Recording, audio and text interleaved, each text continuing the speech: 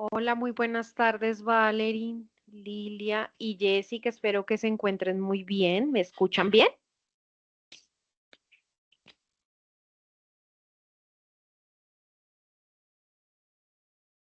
Hola, ¿me escuchan?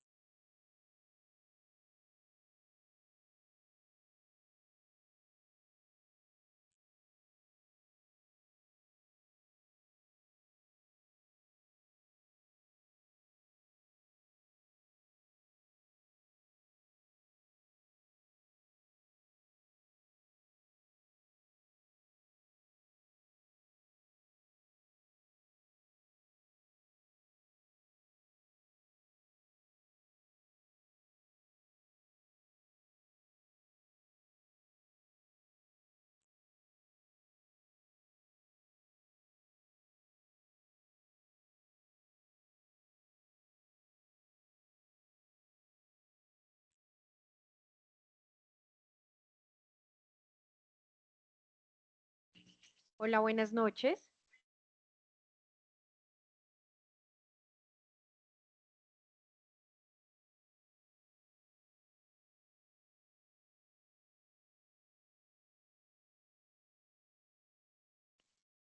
Bueno, buenas noches. Creo que sí me están escuchando. Es que como no las escucho, entonces no sabía, ya vi el chat.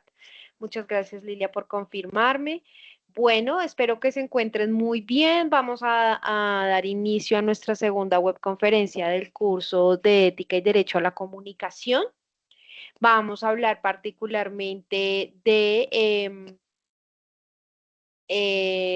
los conceptos relacionados con la elaboración del caso número 3 y pues la discusión y la conversación transversal que estamos teniendo alrededor del derecho a la comunicación y de la ética y el derecho a la comunicación. Entonces, a continuación voy a compartir pantalla y pues dando continuidad a lo que se había conversado en la primera web, en el primer encuentro.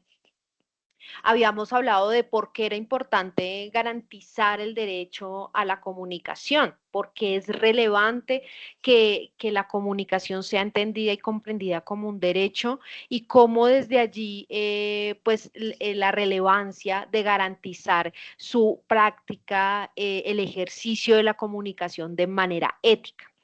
Entonces, continuando con ello, pues digamos que es importante ahora que empecemos a hablar de cómo es que se da la comunicación hoy en día, particularmente en un mundo en el que con la llegada de la Internet, pues de alguna manera se da lo que se ha llamado una revolución tecnológica. Y esa nueva revolución tecnológica, que no es la única que hemos vivido, ha traído consigo una serie de retos en términos de las formas como se da la comunicación.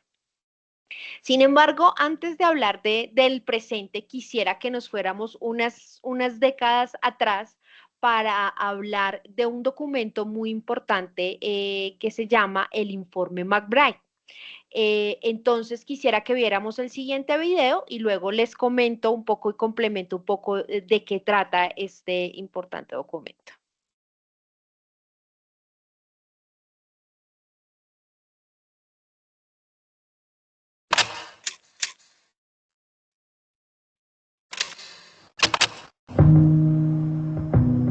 En 1980, en Belgrado, capital de la ex Yugoslavia, una comisión de investigadores presentó a la UNESCO el informe con el resultado de un intenso debate sobre el nuevo orden mundial de la información y la comunicación.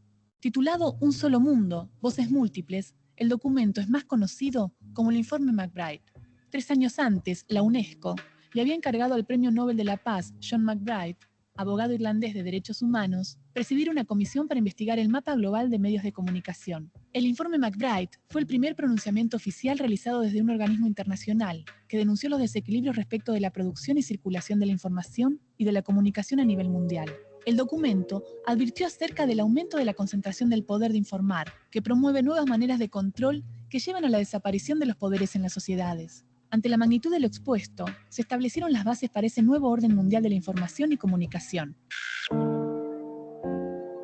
Para lograr la democratización de la comunicación como componente esencial del derecho humano, era necesario la superación de los desequilibrios y de las desigualdades entre el tercer mundo y los países desarrollados. Varios países se sintieron interpelados con esta propuesta, entre ellos Estados Unidos, principal afectado con esta democratización de la comunicación, que elaboró su propio programa de desarrollo contrario al establecido por la ONU y la UNESCO. Poco tiempo después, anunció su baja del organismo.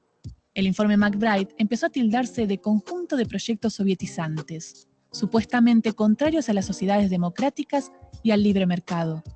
El resultado, en 1989, con la celebración de la 24ª Conferencia General de la UNESCO, se borraron todos los principios que el informe había promulgado. Tras esta determinación, el organismo internacional volvió a adoptar un punto de vista que había favorecido siempre a Estados Unidos y a los países desarrollados, lo que provocó un aumento exponencial en la concentración del poder comunicativo. Hoy, las grandes transnacionales dominan el flujo de noticias y el negocio publicitario. Empresas de 5 países controlan el 90% de la producción de bienes y servicios informativos. El grupo lo encabezan las corporaciones norteamericanas.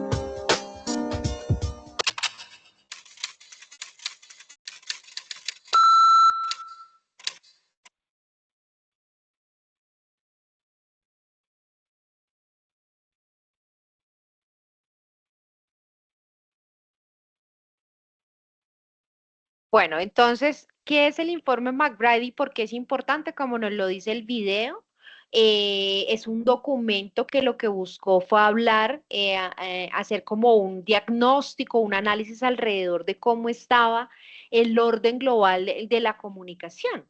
Y ese informe McBride arrojó una serie de señales de alerta alrededor de la forma como se estaba manejando ese orden mundial de la información y la comunicación en los años 80, ¿no? En el siglo pasado, cuando se hablaba de la comunicación masiva, de los medios masivos de información. Y entonces lo que se encontró es, pues primero que había una concentración de los medios, grandes monopolios concentrando la propiedad de los medios. Eso lo que hacía es justamente reducir o imposibilitar esa democratización de la comunicación, una profunda desigualdad en el acceso a la información por parte de la gente, el hecho de no poder acceder de manera fácil a canales de información y de comunicación, pues genera una brecha y eso hace que la gente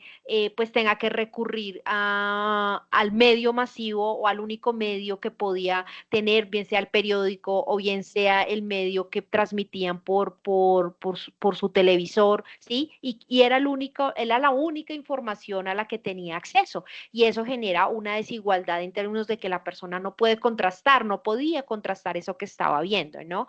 Esa dependencia cultural e informativa que se da también desde estos ejercicios de poder que tienen unas naciones como otras, la falta de representación, ¿no? El hecho de que hay un desequilibrio en el flujo de la información.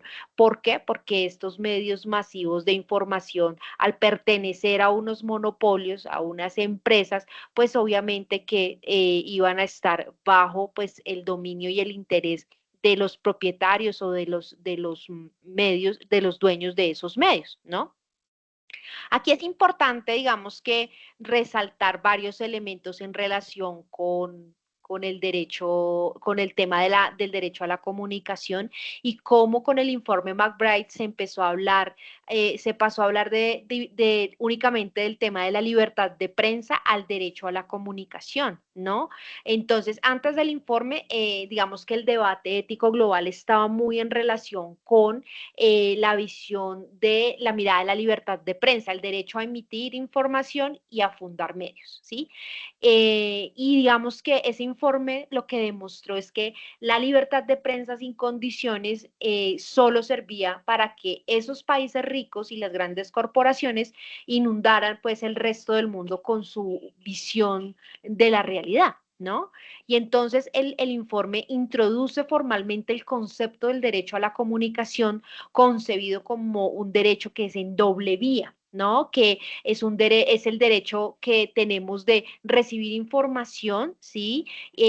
Sino que también el derecho que tenemos de poder generar nuestros propios mensajes, ser escuchados, poder participar activamente, ¿no? Entonces ya se empieza a hablar del concepto de una ciudadanía mucho más activa. Otro tema importante que trae este informe McBride es que deja en evidencia ese imperialismo cultural y ese desequilibrio informativo, ¿no? Entonces, este informe, que como lo dice el video, fue liderado por el Nobel de Paz, Sean McBride, eh, digamos que lo que evidenció fue cómo se monopolizaba la información, ¿no?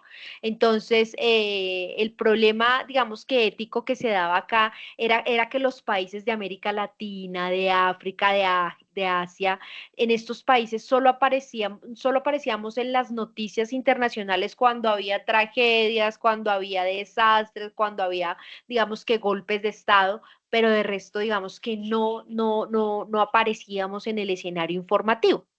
Esto generaba, pues, por supuesto que una dependencia cultural y un sesgo informativo que borraba como esa realidad local, ¿no? Y lo que hacía era que, pues, de alguna manera, como que se daba a entender que lo único que ocurría acá eran tragedias, golpes de Estado y desastres, ¿no?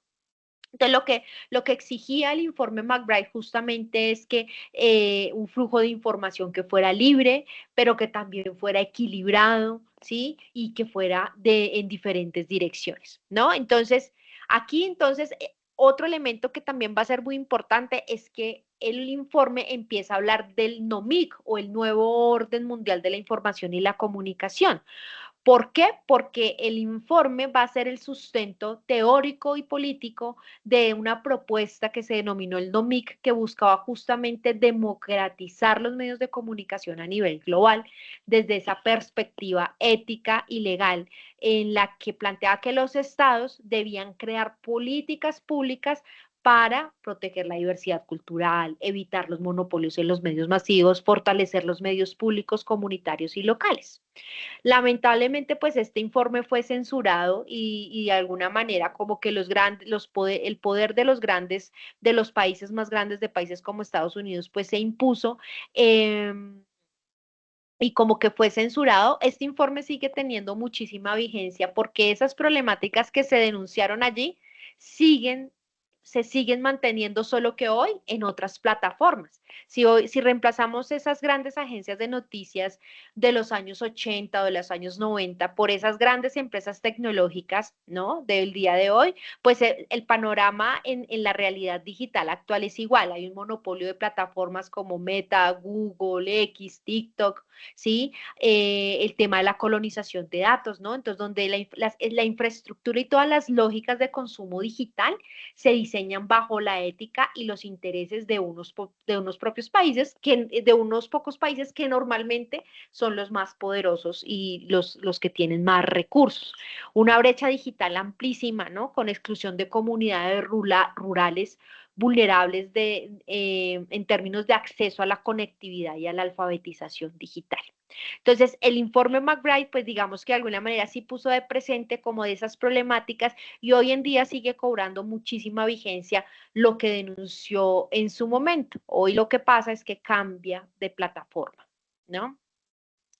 Entonces, digamos que hay muchas dinámicas y muchos fenómenos que se han derivado en términos del acceso a la información, la forma como se presenta la información en el marco de esa nueva comunicación digital, ¿no? Y entonces escuchamos mucho conceptos, por ejemplo, como el tema de la posverdad, ¿no? Y entonces la posverdad es un concepto que tiene raíz por allá en los años 90, y fue utilizado por primera vez en un artículo que publicó un dramaturgo en una revista, ¿sí? Sin embargo, pues el fenómeno se hizo mucho más evidente y ampliamente discutido a partir de las campañas electorales de 2016 en Estados Unidos, en particular con la elección de Trump, y el referéndum llamado el Brexit en el Reino Unido. ¿no?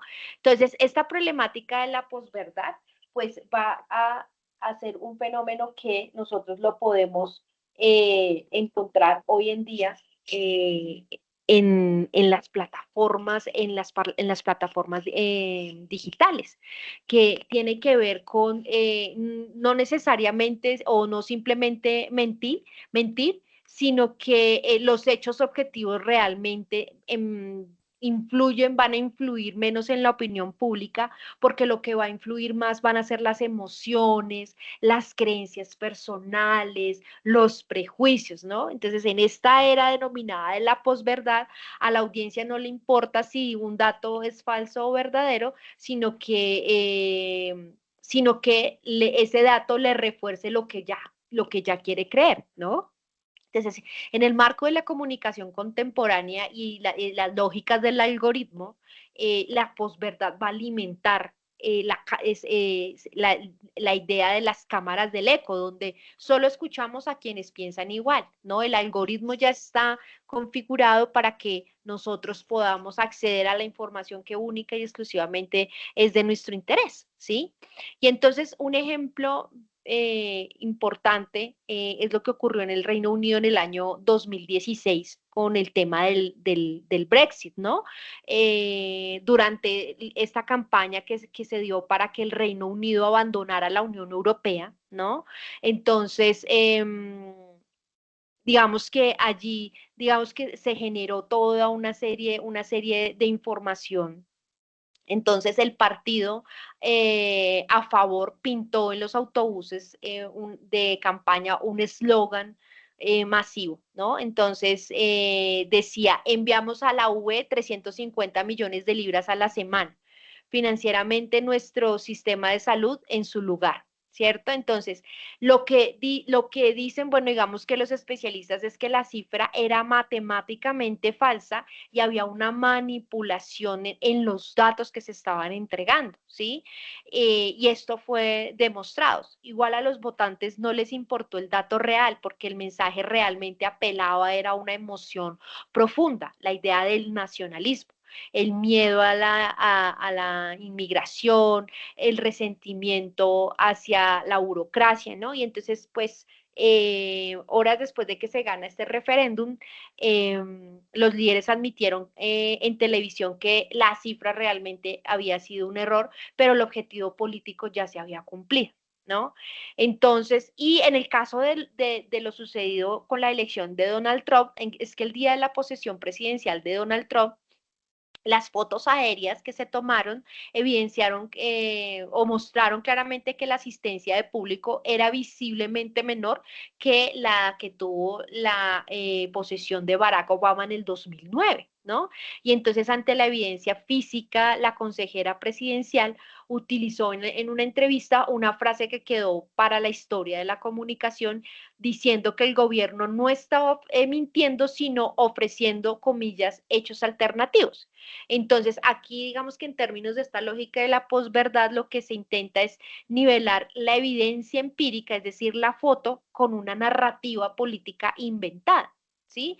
Entonces, para los seguidores del mandatario, o sea, de Trump, aceptar estos hechos alternativos era una muestra de lealtad frente a los medios de comunicación tradicionales, ¿no? Entonces, este tema de la posverdad, pues obviamente que se ha vuelto todo un fenómeno en el caso de las redes sociales, en tiempos, por ejemplo, de campaña electoral, lo estamos viviendo acá en Colombia, como las campañas políticas utilizan todo el tema de la emocionalidad para, pues, ganar seguidores, ¿no? Está también el fenómeno de la desinformación. Entonces, ¿qué implica la desinformación? Pues la creación y difusión deliberada de información que es falsa, engañosa, distorsionada, con la intención de manipular o engañar a un público. Ahí sí, digamos que se tiene el dolo de crear una información, de inventar una información con el fin de obtener un beneficio. Esto puede incluir noticias falsas, rumores, propaganda o cualquier otro tipo de contenido diseñado para confundir o para tergiversar una realidad. Y ese es un fenómeno que hoy en día lo vemos muchísimo en las redes sociales y digamos que casi que es muy fácil a veces caer en las noticias falsas, ¿no? En esta apuesta de desinformación que tienen algunos medios, bien sea porque ellos mismos caen en la trampa de replicar noticias que no están verificadas, o bien sea porque hay quienes de manera dolosa, como lo digo, por ejemplo, cogen una foto, la adaptan, la editan y la hacen pasar como un hecho de manera mentirosa, ¿no? Entonces decir, estas fueron las movilizaciones o esta fue la participación en en la actividad que tuvimos hoy de campaña y resulta que es una foto que está editada o que es tomada de otro suceso, ¿no? Y pues se le miente a la ciudadanía con este tipo de contenidos. Ahora quisiera que viéramos el siguiente video para hablar justamente de este tema de la posverdad, ¿no? Entonces, en donde partiendo del filósofo alemán Federico Nietzsche, se podría decir que no hay hechos, sino lo que hay es interpretaciones. Entonces, escuchemos qué nos dice el siguiente video. Nos vas a hablar. Bueno, vamos a hablar de la posverdad, sí, algo que hoy vuelve a surgir con mucha fuerza porque aparece la infodemia, aparece la desinformación en un contexto como el que sabemos de la información. Es muy importante por lo que está pasando con el COVID. Es importante recordar que cuando hablamos de posverdad, ¿qué estamos hablando? Estamos diciendo que hay algo que aparenta ser verdad, que es más importante que la verdad misma. Sí, es una mentira. Sí, pero es más que una mentira. La posverdad diluye la frontera entre la verdad y la mentira, porque la posverdad en última instancia es un segmento que yo escojo de la realidad para ir a convencerme de lo que yo ya estaba convencido, de las creencias que ya tenía, de mis preconceptos, y hay una conciencia Yo lo en llamo eso. verdad a medias. Pero lo que es peor, Antonio, es que hay una conciencia. ¿Vos no te acordás cuando acuchillan a Bolsonaro? Sí. Que hacen una fake news que era el militante con la remera del PT, cosa que nunca la había tenido, el Partido de los Trabajadores, y le preguntaban a quienes reproducían esa imagen y sabían que había algo de mentira en esa imagen, pero igual preferían seguir reproduciéndola. Entonces hay como una cosa ahí medio rara que es una mentira a medias, es una verdad a medias. Lo concreto es que por lo general la posverdad lo que hace es ir a segmentar públicos que ya están predispuestos de antemano. Y donde hay una intención muy fuerte o requiere de una intención muy fuerte, de que algo quede instalado y que a veces, pese a las desmentidas consecutivas, ¿no? Queda instalado como una realidad nueva. Totalmente. En términos Arlanian,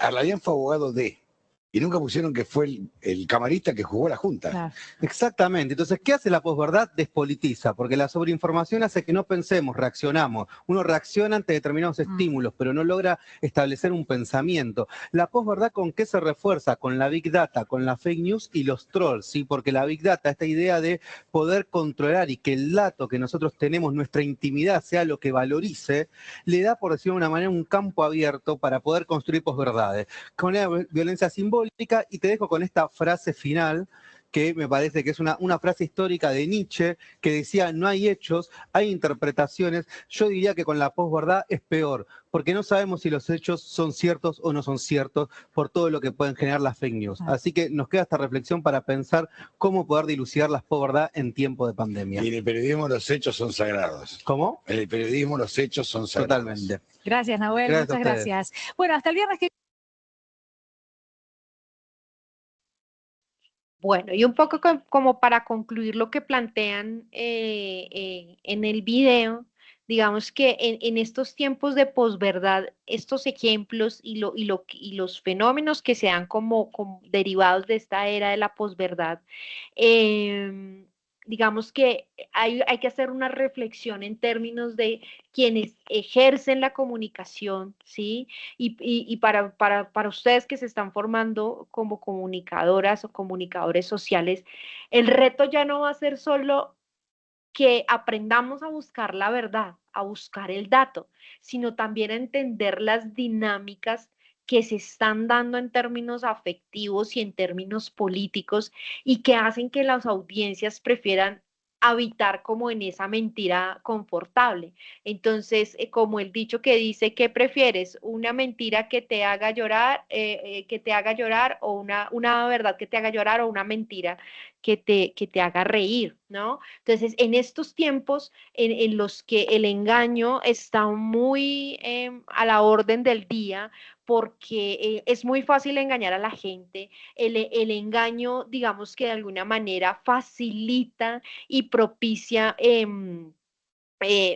digamos que una reacción en cadena, ¿no? Entonces, una noticia falsa o que genera rabia o indignación se va a compartir hasta 6 veces más rápido en X o en Facebook que una rectificación o un dato verídico y aburrido. Imagínense eso. Si mueve la emocionalidad y mueve la rabia, mueve la emoción, la indignación, se va a compartir 6 veces más rápido. Entonces, el reto que tenemos como comunicadoras y comunicadores y como defensores de la verdad, de los hechos, de lo que se puede comprobar, es muchísimo más grande que en otras épocas, en donde sí habían otros retos, habían otros fenómenos, pero hoy en día, digamos que estamos luchando todo el tiempo contra la proliferación de este tipo de contenidos, ¿no? Entonces, los hechos parecen que pierden fuerza frente a las emociones, las creencias, frente a las narrativas dominantes, ¿sí? Entonces, si todo va a pasar por el filtro de la interpretación, entonces lo que va a ganar en el espacio no es siempre lo verdadero, sino lo que mejor se ajusta a lo que la gente quiere creer.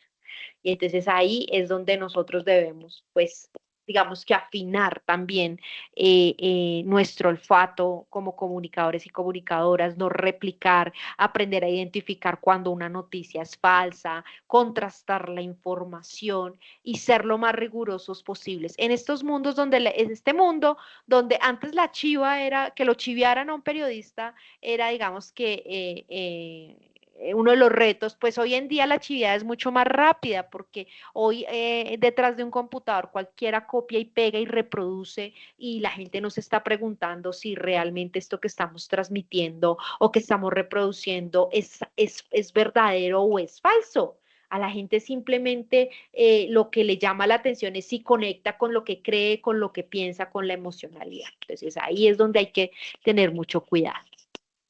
Desde el texto de Mayen es importante abordar este tema de la crisis informativa, que además está también relacionada con la crisis económica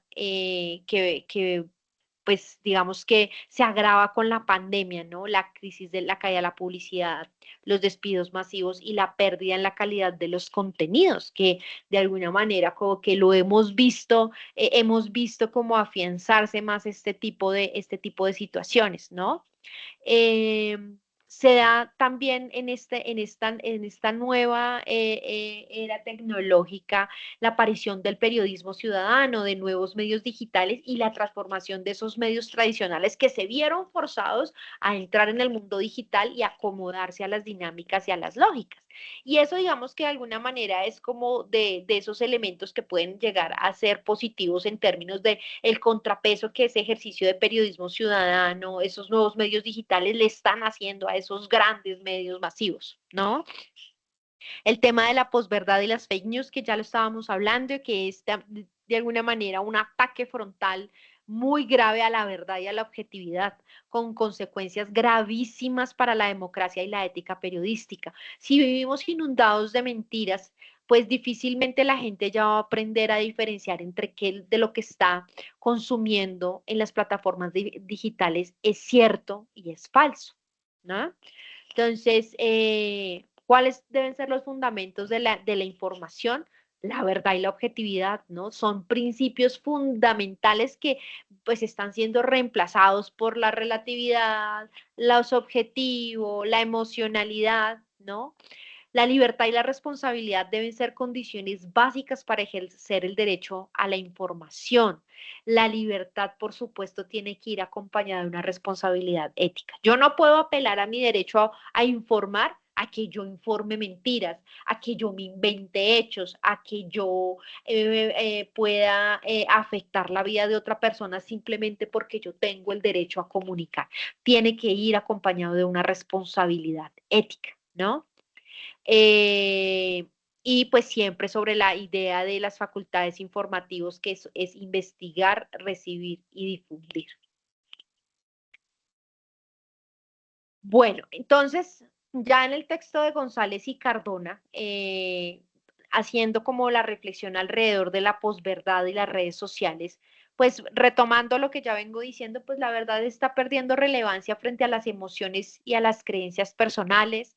Las redes sociales están debilitando como el rol que tenía el periodismo o el periodista, ese rol de mediador, ¿no? En donde pues la credibilidad del medio estaba basada justamente en el rigor, en el rigor, en la disciplina profesional de sus periodistas, qué tan rigurosos eran para ejercer el periodismo, ¿no? Y pues hoy las redes sociales en donde cualquiera puede informar, en cualquiera puede difundir información, pues han debilitado ese rol de mediación que tenía el periodismo tradicional, el buen periodismo, ¿no? Bueno, ya esto lo hemos hablado. Ya digamos que el tema de la posverdad y las redes sociales pues vienen siendo desafíos. Digamos que hay, digamos que una necesidad y creo que lo más importante de hablar de fake news, de posverdad, de noticias falsas, es desde el campo de la comunicación y desde el ejercicio del comunicador, la necesidad de no perder el horizonte ético del periodismo, que sea un periodismo riguroso, que sea un periodismo que contraste, que verifique, que fomente el fact-checking, ¿no? El poder aprender a identificar las noticias falsas, el volvernos de alguna manera pedagogos mediáticos para que la gente aprenda a saber cuándo le están diciendo mentiras y cuándo es una información es cierta, cuándo los datos que se le están presentando son realmente ciertos. Seguimos, digamos que de alguna manera, o se afianza la idea del periodista como el defensor de la verdad, ¿no?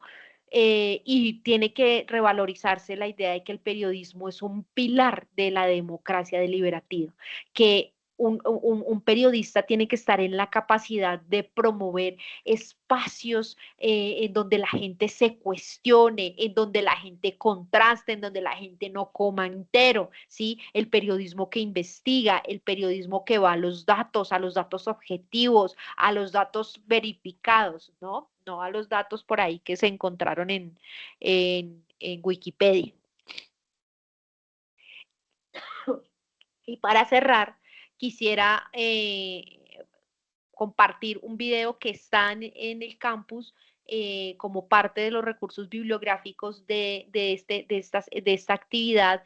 Y este video me gusta mucho porque inicia con una pregunta que dice, bueno, ¿y con qué nos quedamos? ¿Con qué nos quedamos en términos de lo que debe ser el ejercicio periodístico? ¿Con qué nos quedamos en términos de lo que de todos los desafíos a los que se enfrentan los periodistas el día de hoy? Entonces, aquí está, digamos que algunas reflexiones bien interesantes.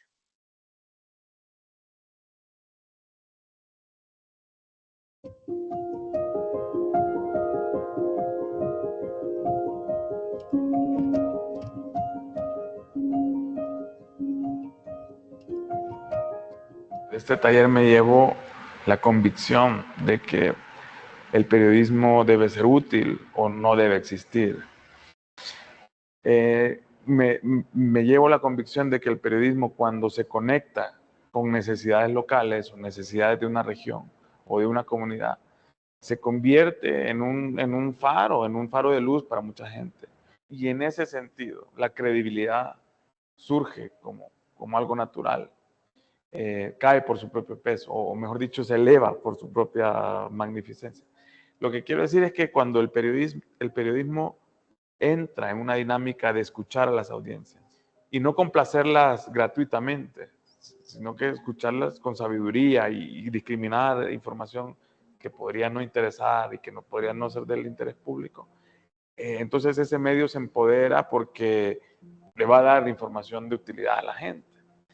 Si le das información de utilidad a la gente, entonces se genera un diálogo de credibilidad. Que ha sido muy productivo es hablar con compañeros, compañeras de países con regímenes muy autoritarios o semi-autoritarios que han tenido procesos electorales recientemente y que han tenido experiencias muy fuertes en cuanto a desinformación, censura, persecución, y en ese sentido pues creo que se han rescatado muchas experiencias útiles de cara a lo que nos viene en México, sobre todo. Nos atacan permanentemente a los periodistas y nos dicen que no servimos para nada, que somos los enemigos del pueblo. Y me parece que si la gente no nos ve como personas útiles a la sociedad, ese mensaje cala muy fácil. De manera que para reivindicar nuestra función en una sociedad, pues tenemos que escuchar mejor a las audiencias. Primero que hay organizaciones, obviamente las personas de las organizaciones que están dedicadas como a construir estos espacios y que finalmente les importamos como periodistas, ¿no? O sea, hay gente, porque finalmente también son nuestras audiencias, que se están preocupando por fortalecernos, por generar por hacernos que nos encontremos, ¿no? Me gustó la dinámica, básicamente, de escucharnos y de saber que no estamos solos y que hay interés en los dramas de cada uno de los países y que hay, además, retos compartidos en los que nos podemos echar la mano. Lo decía al final del taller, como el haber desmenuzado cómo está colocado y colocada cada una de nuestras compañeras en Centroamérica, en Colombia, acá en México, en los estados, cómo estamos colocados y que es importante que sepamos entre nosotras y nosotros para reforzar, ¿no? Y sobre todo como para tener más estrategias periodísticas, colocar unos temas como de manera más efectiva. Me llevo como 3 cosas que me quedaron muy grabadas. Una es la necesidad de mantener la calidad en las investigaciones periodísticas y en todos los productos periodísticos que hacemos. Segundo, creo que es importante adaptarse a los tiempos que estamos viviendo, y eso tiene mucho que ver con entender las herramientas, entender lo que nos dan las tecnologías, poderlas usar de una manera ética para transmitir mucho mejor las investigaciones y los productos periodísticos. Esa característica de adaptación va a ser fundamental en los próximos años. Y finalmente, y no menos importante, es la necesidad de hacer redes y tejer alianzas para que conectar mejor con las audiencias. Yo, una de las cosas que más me llevo de este encuentro es eso, de ver cómo otros colegas y medios de comunicación están trabajando mejor el diálogo directo con su audiencia, con una audiencia cada vez más local, para justamente desde el local transmitirlo hacia lo nacional. Y cómo eso funciona si medios de comunicación trabajamos de forma unida y de forma granítica. Los procesos electorales son el caldo de cultivo perfecto también para los grupos de poder, y esto lo que hace es que haya un despliegue de desinformación y de ataques a la prensa también en estos contextos. Por lo tanto, creo que una conversación importante que tuvimos es poder hacer la vinculación entre procesos electorales y combate a la desinformación. Un asunto importante para la prensa es que la mejor manera de combatir la desinformación es haciendo buen periodismo, es haciendo investigación periodística, es aliarse también con otros periodistas para poder tener más fuerza y poder tener cajas de resonancia no solo en los países donde se están desarrollando elecciones, sino que eso también sea motivo de conversación en la región.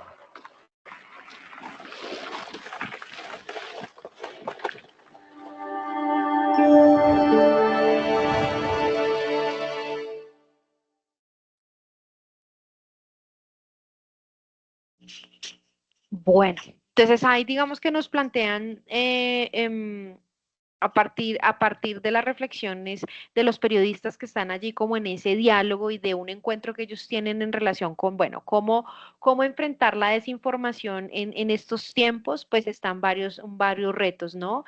Como lo decía ahorita, creo que el principal reto es que el periodismo se ejerza con mucho más rigurosidad, que los periodistas sean defensores de la información certera, de la información verificada, de los datos objetivos, pero además también hay algo muy importante y es el tema de formar las audiencias, de formar a los lectores, de formar a los escuchas, de formar a los seguidores o de formar a la ciudadanía en general frente a cómo es que se puede, digamos que, identificar las noticias falsas, cómo es que debemos contrastar la información, cómo es que uno debe revisar. Y hoy con el tema de la inteligencia artificial sí que se presentan bastantes retos, porque usted ya puede decirle a la inteligencia artificial que le cree una imagen de X situación y pues digamos que si lo saben hacer, pues la imagen puede llegar a ser creíble. Hay algunas imágenes que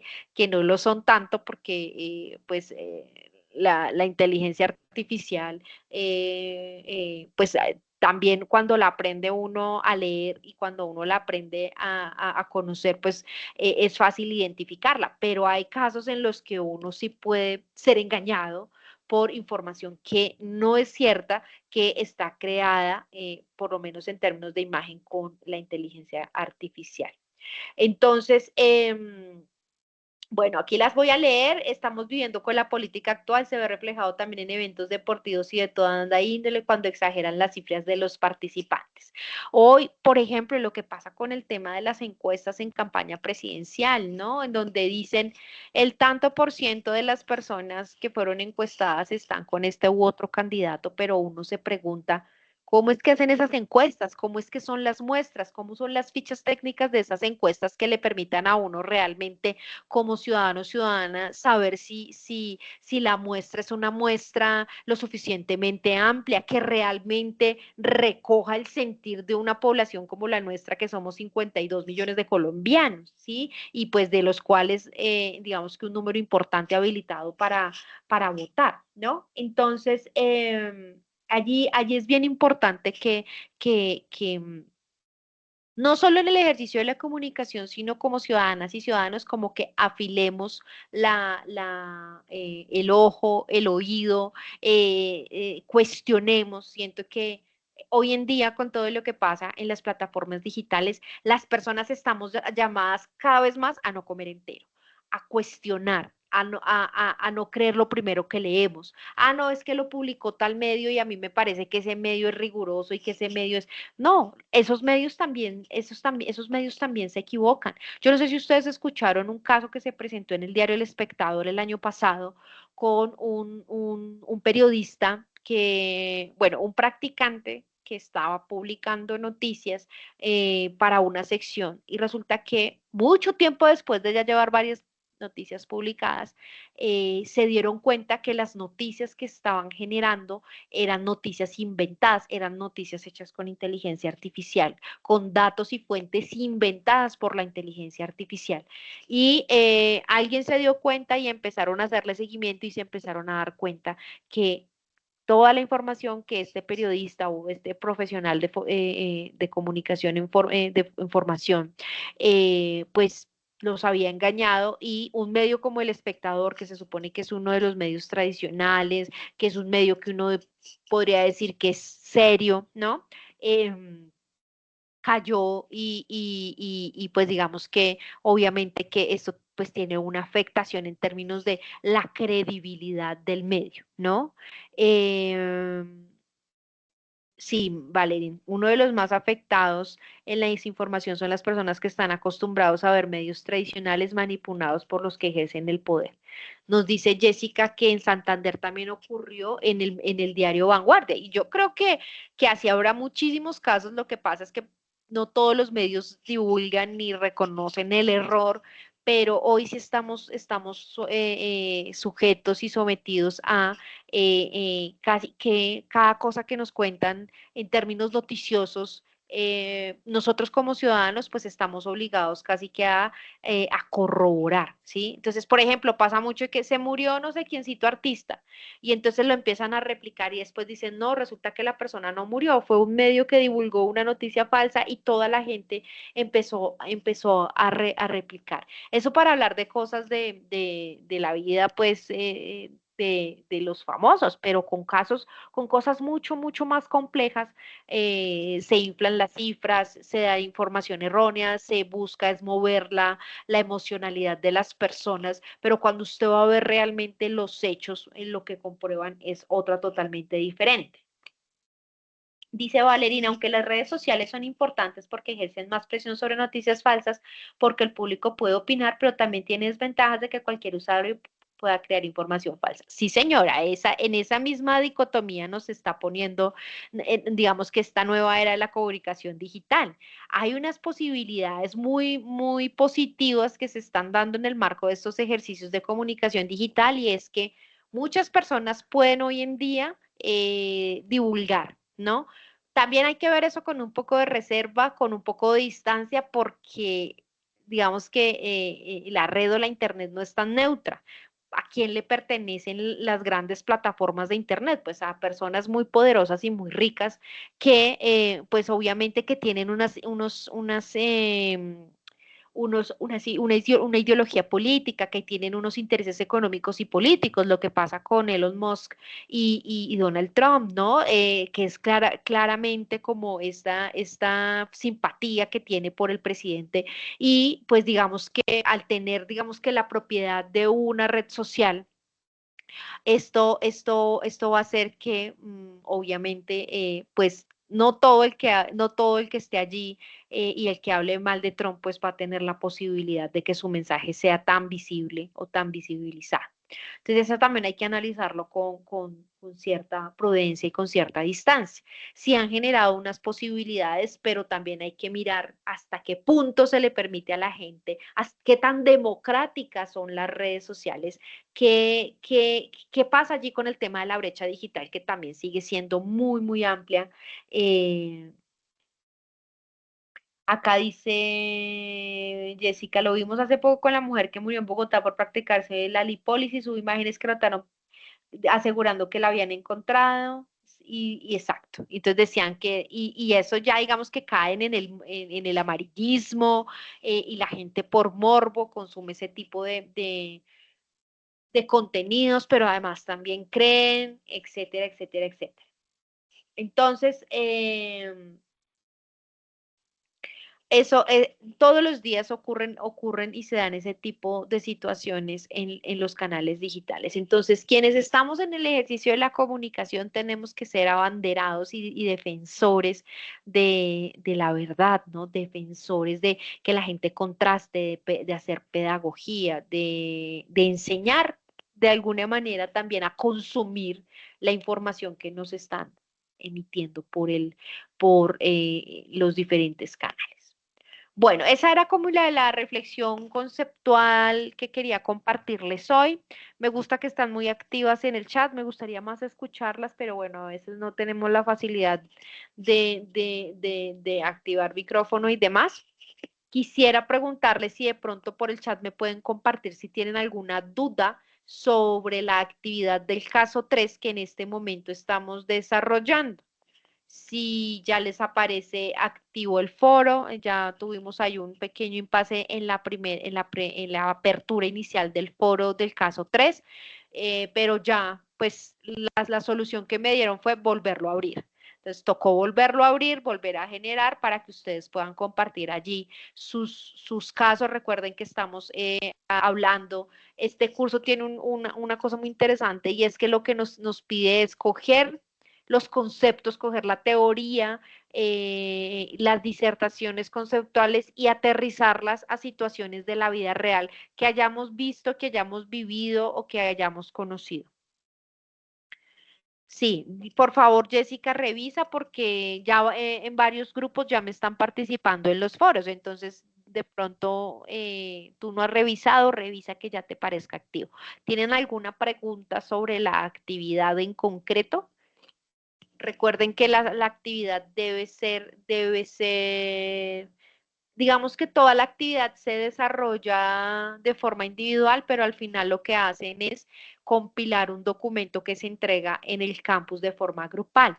El hecho de que entreguen el mismo documento como grupo no los exime de hacer la entrega individual en el campus. Deben hacer la entrega individual para que cuando yo les retroalimento sobre la base del documento que compilaron como grupo. O sea, lo suben, todos deben subir el documento ahí en el campus.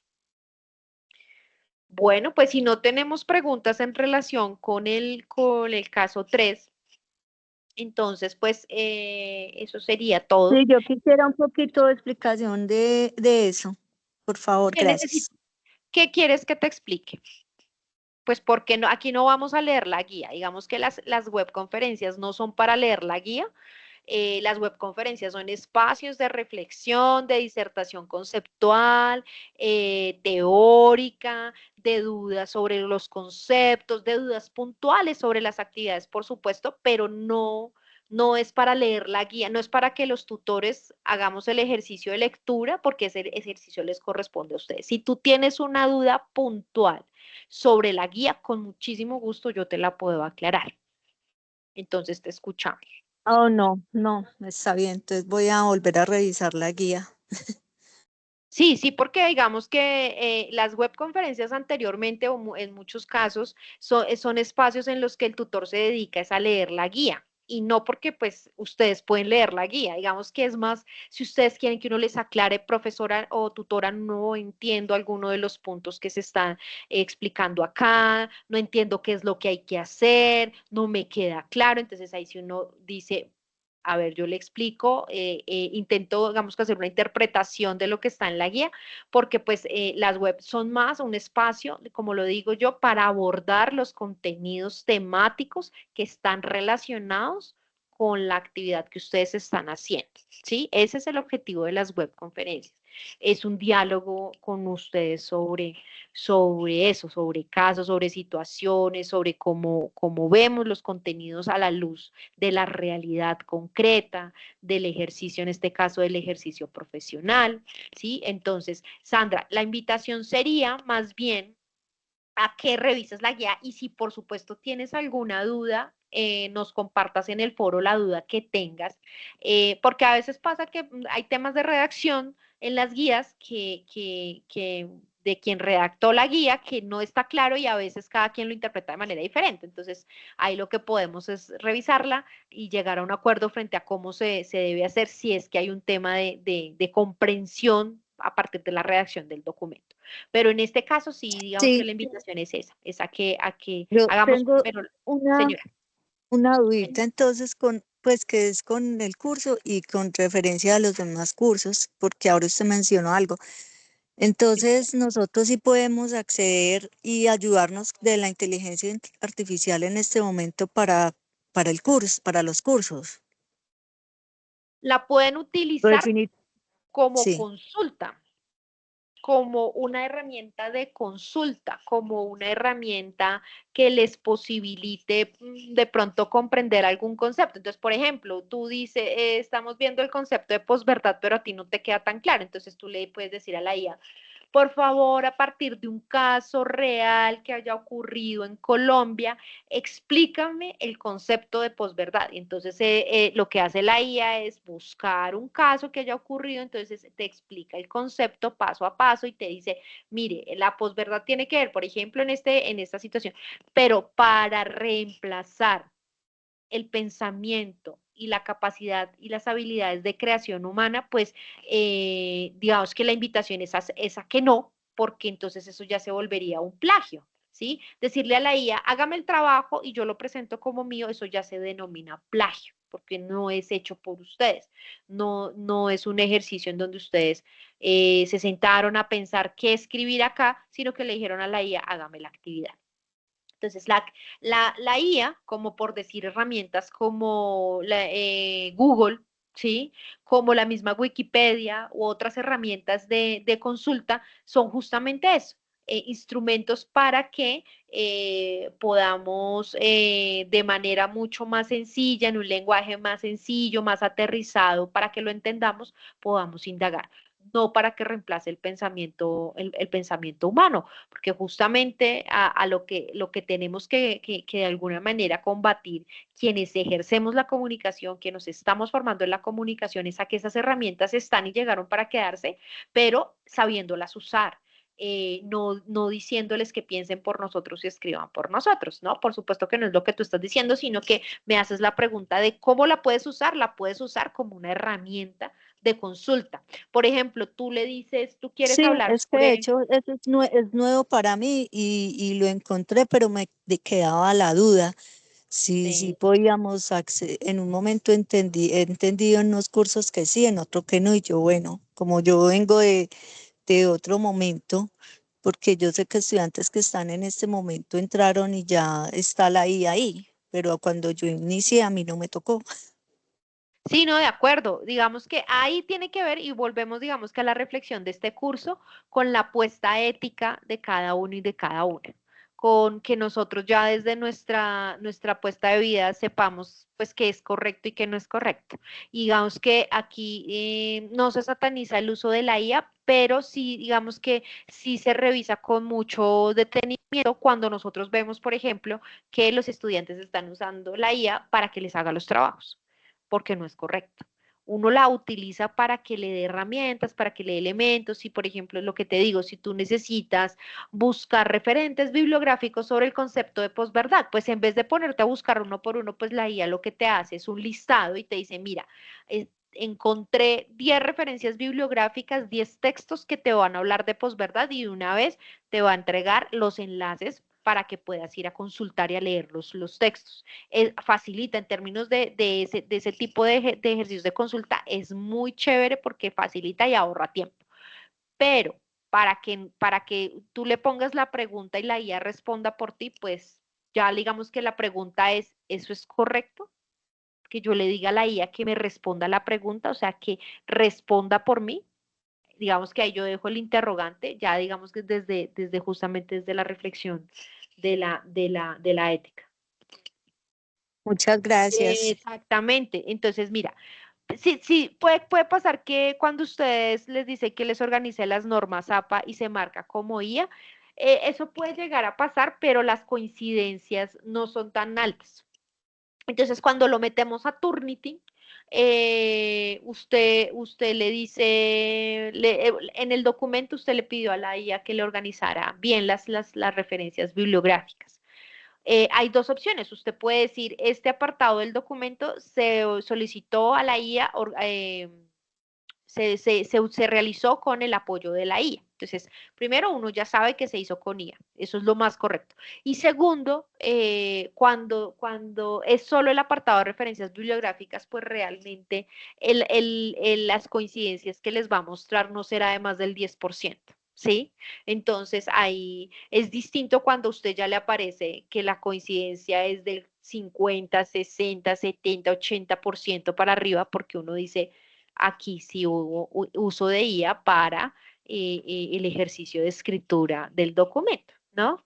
Entonces ahí es bien importante que sigamos aprendiendo porque a la larga también todas y todos, esto es un fenómeno reciente que todas y todos, del que todos y todos estamos también aprendiendo y hay muchos debates alrededor del tema del uso de la IA. Hay quienes la promueven sin límite, hay quienes la promovemos como una herramienta que puede facilitar ciertos ejercicios que son operativos, que nos ahorran tiempo, como el ejemplo que acabo de dar, pero no para reemplazar el pensamiento humano, no para reemplazar, porque entonces, ¿cuál sería allí el esfuerzo de parte nuestra si realmente quien me está haciendo la tarea o el trabajo es una inteligencia artificial?